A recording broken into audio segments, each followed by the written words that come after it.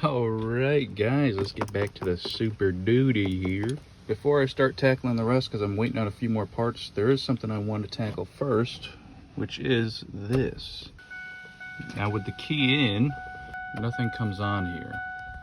I was kind of hoping when I went ahead and fixed that box down there, it would fix this and have this turn on, but it did not. So looking it up, apparently there's a chip on the actual module on the board back here, the circuit board, that gets loose. So let's take it off and kind of see. It'll take it off, I'll need two hands, but it kind of just pulls right off. Kind of have to just pull on each side here and just pull straight down. All right, by pulling it down so hard, I was afraid I was gonna break it, and it didn't, but it actually came off. And one of the things that I have to address after this is the clearance lights. I'm pretty sure getting water underneath, because one time when it rained, I noticed under here, feeling underneath, it was all like sopping wet, and you can see the rust right there. So the project after this might be to go ahead and loosen the headliner down and fix all the rust. Might have to put some sealant around the actual bases on the outside, and then eventually get to the rust on the rockers here. For now, let's do this. Need to figure out a way to unhook these two, this tan part to the black part, and then unhook the connector here.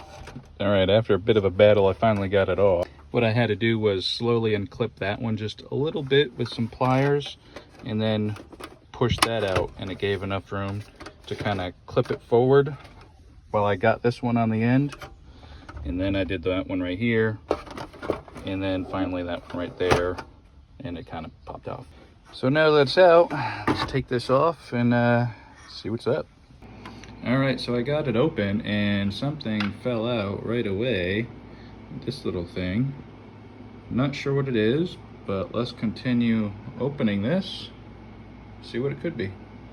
I didn't see it, but there is one tinier Torx bit screw.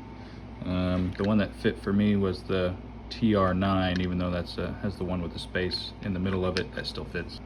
The other one to hold in the whole module was TR10s. So let's kind of see what we got going on.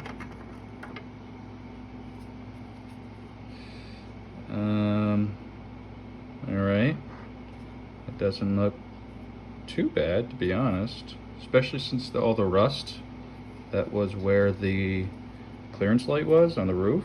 I thought there would be a lot more rust on this, or corrosion. There really isn't much, but I actually do see right there, you can see something missing, and I kind of think that's what that little chip is.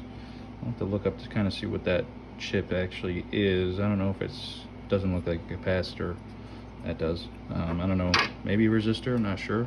But you can even see that one right next to it where the missing one is kind of lifted up a little bit. So I think if I get my soldering iron out and solder that up, I think I should be good. Maybe that 620 might need to be soldered a little bit towards that red capacitor, whatever that red thing is. But yeah, let's get set up and try to get her done. All right, I was poking around on these chips a little bit more, and this one definitely is loose. You can see it moving. This one doesn't seem that bad, but I might still, I don't know, I might leave that one in. But the rest of them seem okay, except for this one, and this one obviously. All right, I pretty much got it all soldered up.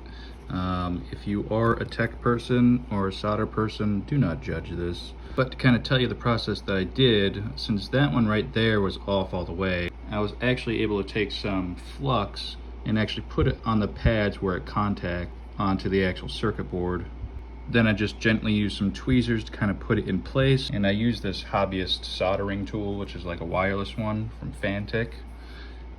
I used their needlepoint, let's see if I can get their needlepoint tip, and it's the smallest one that you can get.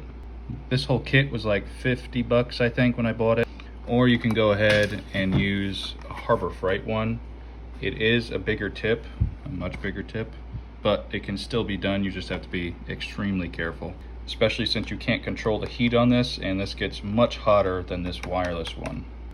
But I took the tip once I put it on with the flux, and I put it right against the pad You can kind of see on this one, I put it right here, right on the pad to heat up the whole pad right there. And so I probably should have picked up the old solder, but I actually used it. So putting that flux on there with that old solder and heating up the pad that was already there made it so the solder would actually stick to whatever's here much better. And then while I was also holding that there, I used some extra solder that I have right here and held it right close to the actual tip, but more touching the base of the pad, because you don't really want it touching the actual tip, because then it'll roll up the tip, then it won't go where you want it to go. And I ended up putting more on these since these were pretty damn loose and this one came off. I'm not sure if putting this extra will hinder it or what, but I think in my mind it'll help it hold better. So even though it doesn't look pretty, I think it did its job. And for this one, since this one was rocking back and forth, I just soldered this end and now it's nice and stiff. I actually might go ahead and solder this end just in case. And then afterwards, since I use flux can be very corrosive if left.